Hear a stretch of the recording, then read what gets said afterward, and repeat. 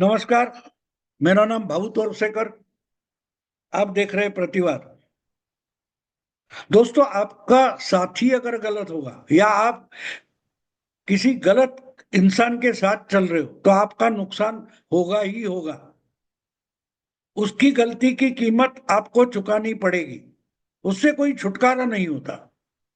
तो इसलिए हमेशा अपने साथ कौन चल रहा है, हमने किसको साथी बनाकर अपने साथ लिया है, ये सोच समझकर फैसला करना पड़ता है। अगर नहीं किया तो उसका नुकसान उसको तो होने वाला ही।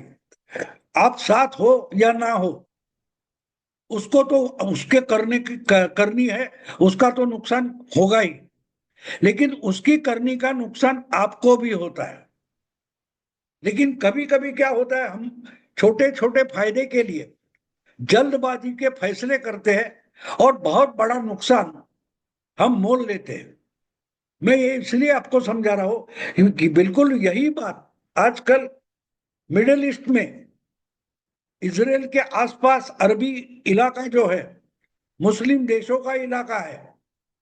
अफगानिस्तान से लेकर इजराइल तक, सऊदी अरेबिया, इजिप्ट तक हम बारीकी से देखें, आज तक का इतिहास और पिछले 2 साल की घटना हम देखें, तो हमारे समझ में आता है कि वहां के बहुत सारे, कम से कम आधा दर्जन देश ऐसे, उनका बहुत भारी नुकसान हो गया है। ये सारे देश कमजोर हो गए। एक समय था जब मैं यंग था, पत्रकार करके नया नया था, उस वक्त अरब इजराइल वॉर ये हमारे लिए एक बड़ी खबर होती थी।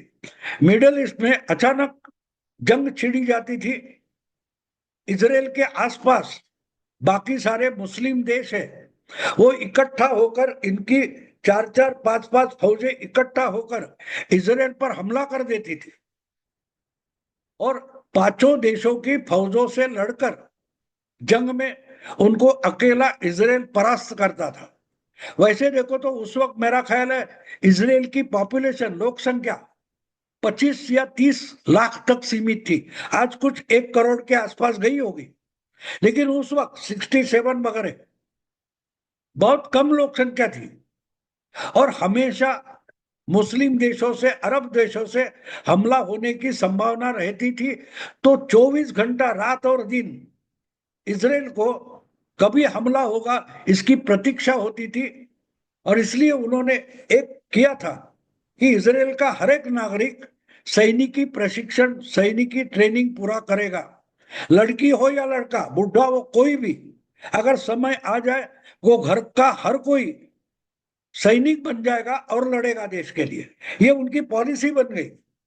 पिछले 70-75 साल से, जब से ये देश बना है, ये युद्ध की छाया में जी रहा है। हर दिन, हर रात, हर महीना, हर हफ्ता ये युद्ध छाया में रहा है। और जब जब बड़ी जंग छिड़ गई तो उसमें सबको हराकर टिका हुआ है। तो इसका कारण एक है कि इजराइल ने कभी गलत लोगों का साथ नहीं किया है। उल्टा, जो पैलेस्टाइन बना, पैलेस्टाइन से इजराइल बना, उसमें जो वहां के अरब थे, उनको उकसाने वाले जो बाजू के अरब देश थे, उन्होंने पैलेस्टाइन के अरबों को उकसाया। और तब से इजराइल और अरब, ये जंग छिड़ गई है। वो 2-2, 3-3 साल रुकती है, फिर शुरू हो जाती है। तो मामला ये था, इजराइल कैसा पैदा, जन्म, इजराइल का जन्म कैसे हुआ कि वहां बसे हुए बहुत सारे लाखों जो जू थे, उनके लिए यूनो ने एक फैसला किया 1949 में कि पैलेस्टाइन के 3 हिस्से हो गए, एक जू का होगा, एक अरब का होगा, और जेरूसलम जहां से तीन धर्म, रिलीजन निकले हैं, वो यूनो शासित रहेगा। जू धर्मीय जो थे, जू पॉपुलेशन थी, उन्होंने मान लिया कि ठीक है, हमें मंजूर है, जितनी भूमि इजराइल के हिस्से में आएगी उसमें हम खुश रहेंगे। लेकिन अरबों ने उसका इनकार कर दिया। यूनो का जो प्रस्ताव है वो पैलेस्टाइन के अरबों ने ठुकरा दिया था, क्योंकि आसपास के जो लेबनान, सीरिया, इजिप्ट वगैरह देश है, इराक वगैरह, उन्होंने साफ इनकार किया कि बिल्कुल नहीं, सब जू को निकाल लो, पैलेस्टाइन पूरा अरबी देश होना चाहिए। और पैलेस्टाइन में रहने वाले अरबों ने वो ठुकरा दिया और एक बात बोल दी, अब लड़ाई होगी और लड़ाई में जिसके पास जितनी भूमि होगी वो उसकी होगी। तो जो कुछ आज का इजराइल हम देखते हैं वो उस लड़ाई से जन्मा हुआ इजराइल है।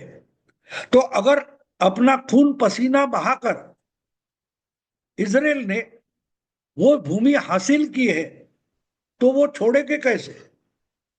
आज अगर यूनो में कुछ कहा जाता है तो यूनो को भी शर्म आनी चाहिए कि आपका प्रस्ताव जिस पैलेस्टाइनी अरबों ने या अरब देशों ने ठुकराया था, तो उनकी बात मानकर आप इजराइल को रोक क्यों रहे हो?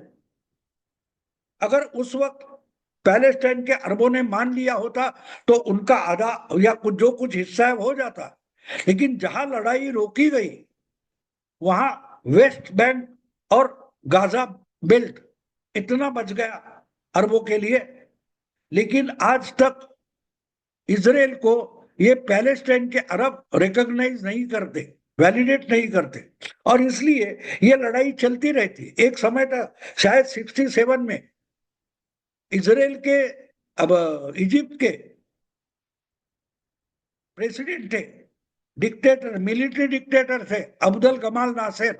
उन्होंने पूरे अरब देशों को इकट्ठा करके वो खलीफा बन गए और उन्होंने डिक्लेयर कर दिया इजराइल के खिलाफ लड़ाई करेंगे और इजराइल को दुनिया के नक्शा से हटा देंगे, और लड़ाई शुरू हो गई। लेकिन सिर्फ 7 दिनों में अकेले इजराइल ने 5 अरबी देशों की फौजों को बुरी तरह से हरा दिया। इतना ही नहीं, इजिप्ट का पूरा सीनाई करके जो रेगिस्तान है वो पूरा इलाका इजराइल ने काबिज कर लिया और कुछ 2 दशकों तक वो सीनाई का इलाका इजराइल के कब्जे में रहा। आखिर में इजिप्ट शरण आ गया। इजिप्ट ने बोला कि ठीक है, हम इजराइल को रिकॉग्नाइज करते हैं, मान्यता देते हैं, हमारा सिनाई हमको वापस दे दो। तब से ये पैलेस्टाइनी लड़ाई में इजिप्ट उतरता ही नहीं है, आता ही नहीं उस लफड़े में। लेकिन बाकी अरब देश है, सीरिया है, इराक है, ये बीच बीच में ये नाटक करते हैं। और बहुत सारा ये सगड़ा झगड़ा होने के बाद बड़ी संख्या में जो पैलेस्टाइन अरब मुस्लिम थे उनको निर्वासित होना पड़ा, रिफ्यूजी होना पड़ा, और तब से ये चालू है। अब जो चल रही है लड़ाई वो कहां से शुरू हो गई? कम से कम 2 साल पहले अचानक एक दिन जब जू लोगों की यानी इजराइल में एक बड़ा त्योहार चल रहा था, ऐसे वक्त में इजराइल के जो जिहादी है, पैलेस्टाइन के जो जिहादी है जिनका नाम हमास है, उन्होंने अपनी हथियार लेकर वो इजराइल में घुस गए कंपाउंड तोड़कर, और 2000 के आसपास लोगों का अपहरण किया, किडनैप किया उनको, और घर घर में घुसकर गोलियां दागकर 2000 के आसपास लोगों को जिंदा मार दिया। वहां से ये लड़ाई शुरू हो गई। और एक एक करके पहले इजराइल ने बदला लेने के लिए गाजा में बैठे हुए हमास के लीडर और वहां के लड़ाके उनको टारगेट किया। पैलेस्टाइन का ही एक हिस्सा वेस्ट बैंक है, यानी जॉर्डन नदी के पश्चिम किनारे पर बसा हुआ जो अरबी इलाका है। आज तक इजराइल ने पिछले 2 साल में वेस्ट बैंक पर कोई हमला नहीं किया है, जबकि वो भी अरबी पैलेस्टाइन का हिस्सा है। लेकिन उसको नहीं, सिर्फ गाजा को टारगेट किया है। और जबकि इजराइल की फौज ने लेबनान हो, इराक हो, यहां तक ईरान या कतर पर हमला किया, लेकिन वेस्ट बैंक पर हमला नहीं किया। क्योंकि अगर वेस्ट बैंक के लोग इजराइल को नहीं सता रहे तो उनको छेड़ने की कोशिश इजराइल ने नहीं की।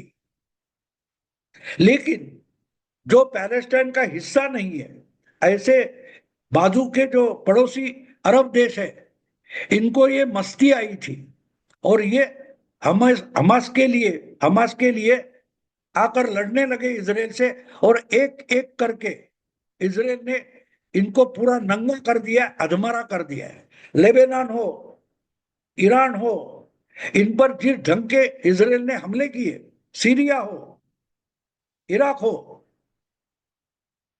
तो हम आज की तारीख में देखें, आज मैं ये इसलिए समझा रहा हूं कि हमास का जो जिहादी मुखौटा है उससे वेस्ट बैंक का पैलेस्टाइन अरब अलग है, तो उसके साथ इजराइल ने कुछ छेड़खानी नहीं की है।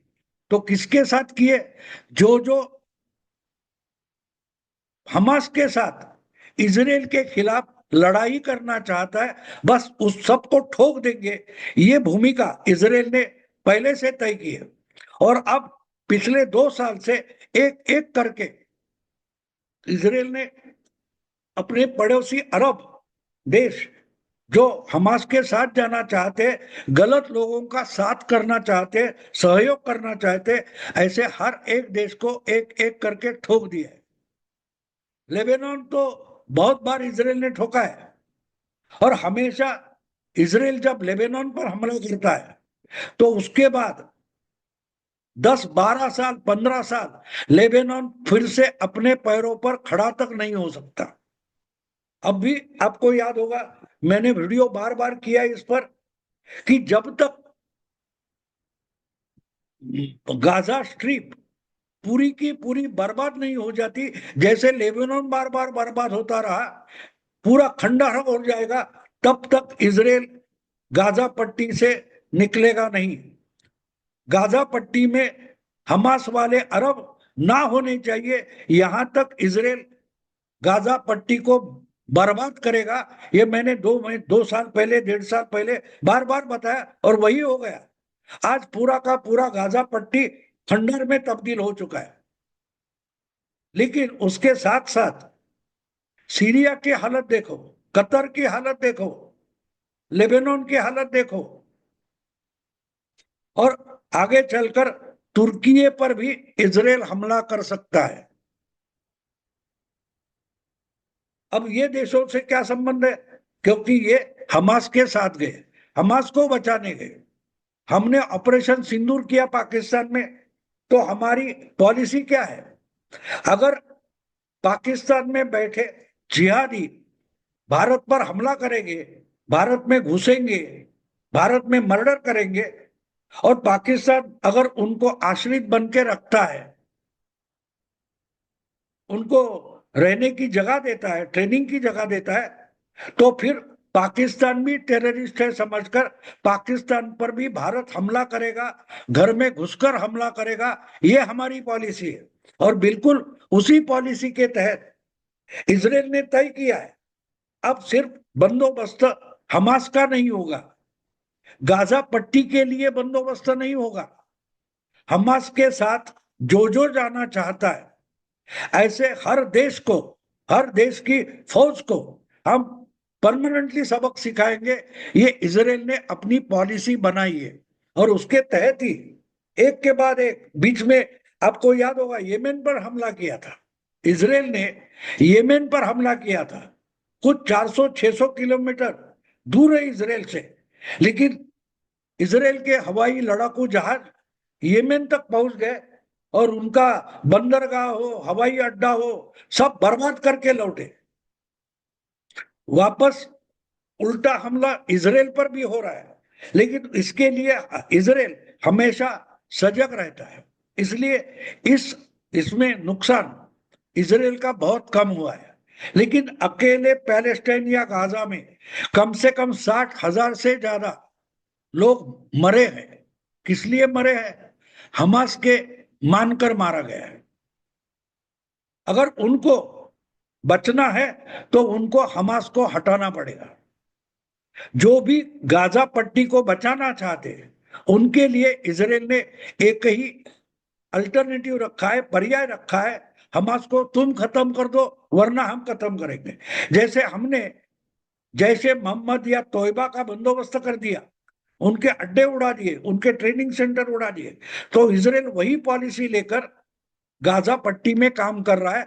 और सिर्फ गाजा में नहीं, अगर ईरान में हमास के लीडर कहीं मीटिंग कर रहे हैं, कतर में हमास के लीडर छुप कर बैठे, तो वहां तक मिसाइल छोड़कर, लड़ाकू जहाज भेजकर इजराइल उनका भी दूसरे देशों में छुपे हुए हमास के लीडर्स का बंदोबस्त करता है।